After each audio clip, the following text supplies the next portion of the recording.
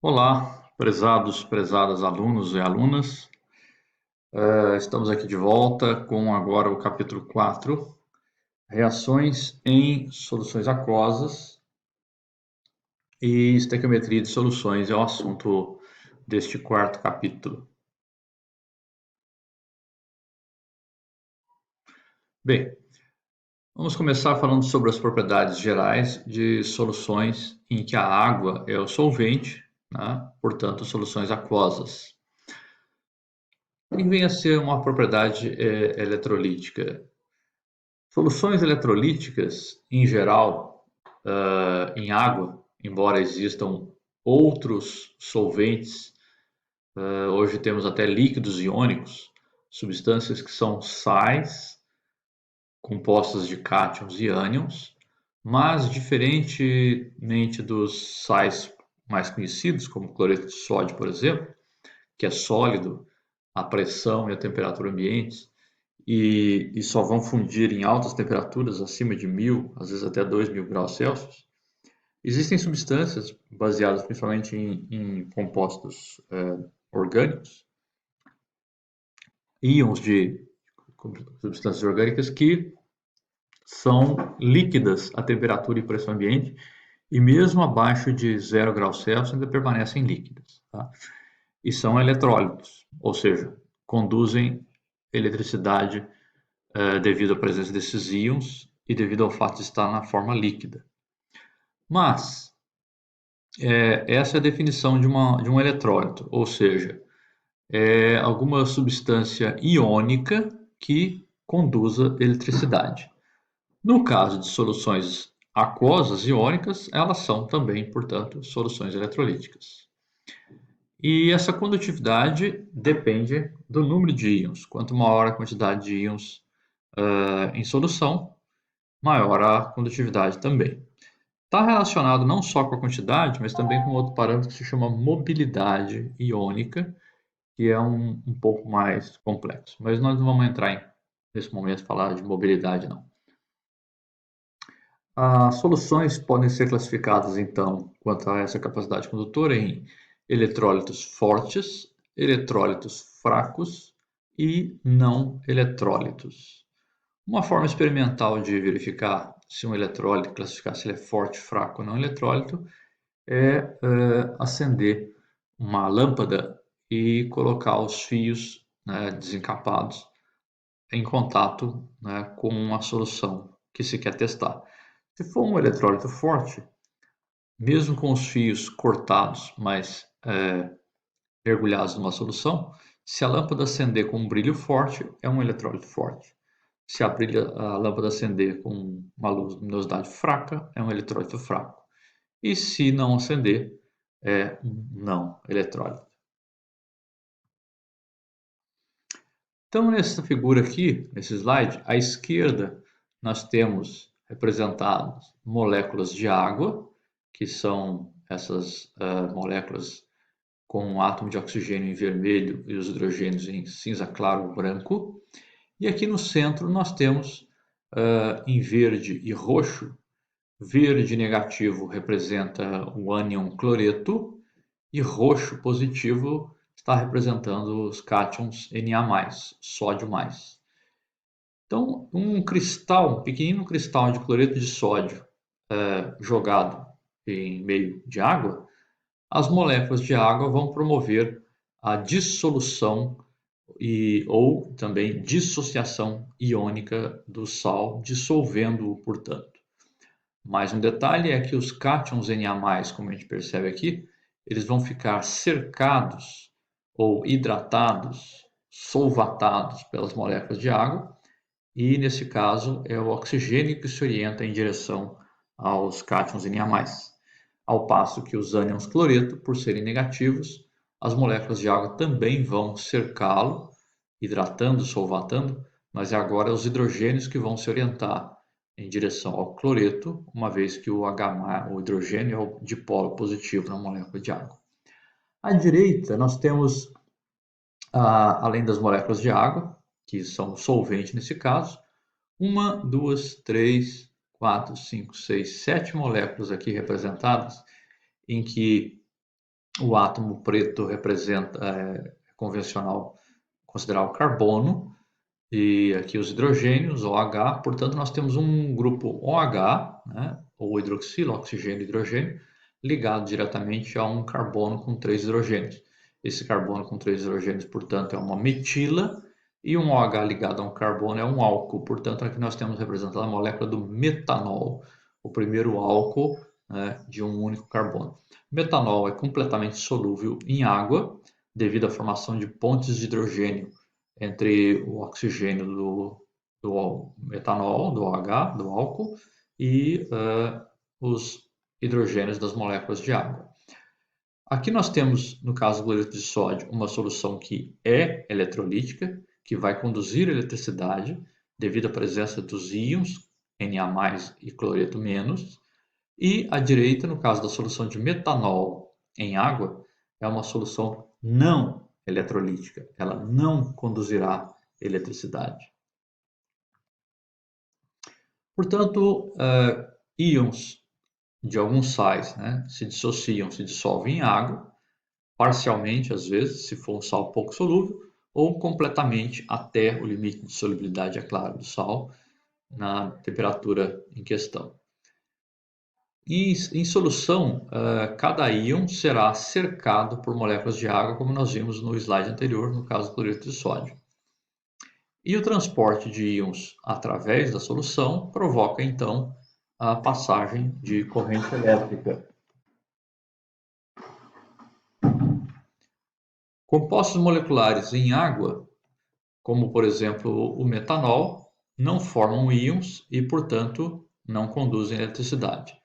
Se não temos íons, espécies eletricamente carregadas em solução, então não tem nada que transporte carga elétrica. Eletrólitos fortes e fracos.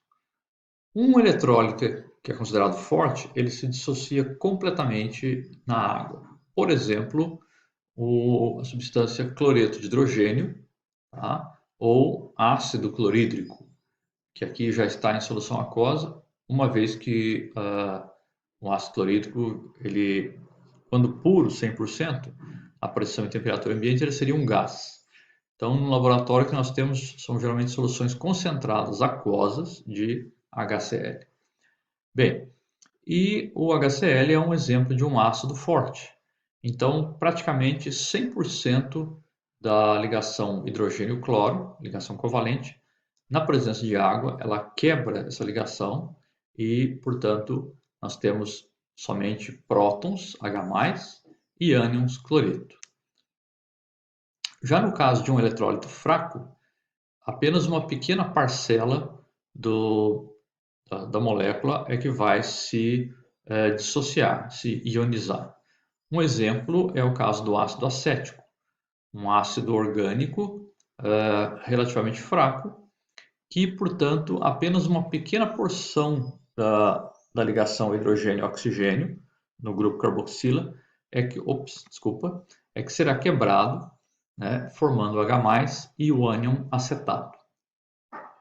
E neste caso nós temos então um equilíbrio representado por essa dupla seta, seta para a direita e seta para a esquerda, que representa equilíbrio químico. Então aqui nós temos a substância não ionizada, que é a molécula do ácido acético, e aqui nós temos os íons, cátion H+, ânion acetato.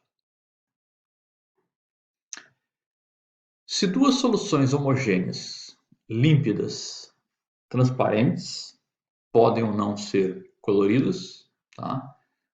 Muitos sais dão soluções incolores, mas alguns dão soluções coloridas. Sulfato de cobre é uma solução azul clara, sulfato de níquel é uma solução verde, e assim por diante. Alguns sais, permanganato de potássio é uma solução violeta intensa, então alguns íons têm cor que cai na região do visível, e alguns sais são incolores. Quando duas soluções homogêneas, límpidas, transparentes, coloridas ou não, são misturadas, se nós observarmos a formação de um sólido, essa solução vai se tornar turva e depois de algum tempo esse sólido pode decantar, né, precipitando, uma vez que se o sólido for mais denso, é claro, do que a solução. Então são chamadas reações de precipitação. Essa tabela 4.1, ela resume as principais regras de solubilidade em água para os compostos iônicos mais comuns. Então, os compostos que sejam sais de nitratos, acetatos, percloratos, Cl4-, não está nessa tabela. Todos os nitratos, acetatos e percloratos são solúveis, sem exceções, tá? Não tem nenhuma exceção. Sais de cloretos, brometos e iodetos são todos solúveis, exceto aqueles sais de prata, mercuroso, o cátion mercúrio 2, 2+, que é o mercúrio 1, e chumbo 2. Estes sais são insolúveis. Sulfatos. Todos os sulfatos são também solúveis, com exceção dos sulfatos de cálcio, que não está aqui, que é o gesso, estrôncio, bário, mercúrio 1, mercuroso, e chumbo 2. Por outro lado, todos os sulfetos, carbonatos, fosfatos e hidróxidos são insolúveis, com exceção daqueles sais que sejam de metais alcalinos, de amônio, do cátion amônio, no caso do sulfeto de cálcio, estrôncio e bário, carbonato, também todos os carbonatos de amônio e metais alcalinos, fosfatos de amônio e metais alcalinos também são solúveis. Hidróxidos são insolúveis, com exceção dos metais alcalinos. Hidróxido de cálcio, estrôncio e bário, na verdade, eles são pouco solúveis, tá? Não são nem completamente insolúveis, mas também não são completamente solúveis, têm baixa solubilidade.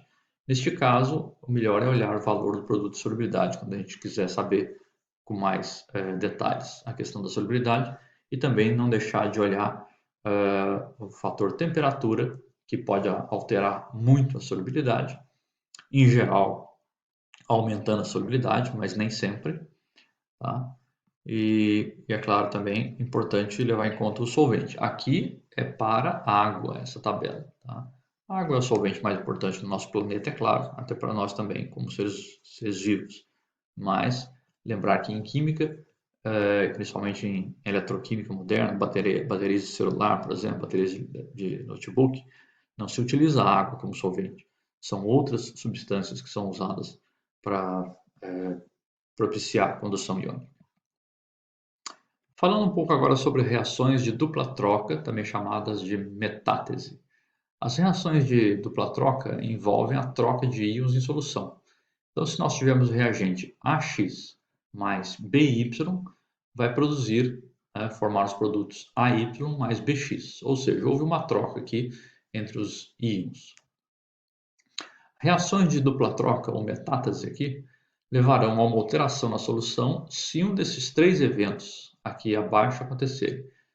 Houver a formação de um precipitado, isto é, um sólido insolúvel, formar eletrólito fraco ou não eletrólito, ou a formação de um gás que, sendo insolúvel, vai sair para a atmosfera e, portanto, favorece a reação se completar, uma vez que o equilíbrio é deslocado da esquerda para a direita. As equações podem ser representadas como equação iônica, molecular, equação iônica completa e equação iônica efetiva ou simplificada. A iônica ela é utilizada para realçar, destacar a reação entre os íons. Equação molecular, quando todas as espécies são escritas ou listadas, descritas como se fossem as moléculas. Equação iônica completa, ela lista todos os íons dissociados. Então, por exemplo, no caso da molécula HCl, H+, e cloreto. No caso de hidróxido de sódio, Na+, e hidróxido. As substâncias que se formam, no caso da água, ela manteve como água, uma vez que é uma molécula. Sódio e cloreto estão dissolvidos em água, estão, portanto, dissociados na forma iônica. A equação iônica efetiva ou simplificada, nós escrevemos somente aqueles íons que sofreram mudança efetiva. Por exemplo, sódio mais existia antes e ele continua na mesma forma após a reação, então é como se nós pudéssemos cancelar, igual numa equação matemática. Cancelar não significa desaparecer, não, tá? Ele está lá presente, continua presente, mas ele não reagiu de fato, tá?